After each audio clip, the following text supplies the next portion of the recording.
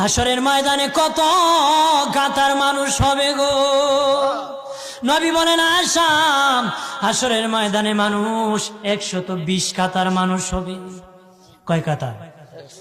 আয়েশা রে, হাসরের ময়দানে 120 কাতার মানুষ হবে। আয়েশা সিদ্দিকা বলেন ইয়া রাসূলুল্লাহ, ইয়া রাসূলুল্লাহ, আমি জানতে চাই আপনি রাসূলুল্লাহর উম্মত কত কাতার হবে?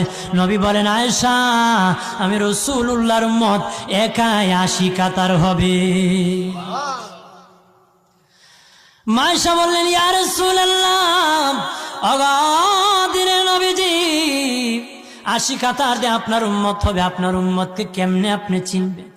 নবী বলেন আয়েশা রে, আমার উম্মতকে 3টা পরিচয় আমি চিনব। 1 নম্বর পরিচয়, আমার উম্মতের কপাল থেকে নূর চমকাবে, নূর চমকাবে। নবী বলে বাবা সাহাবীরা,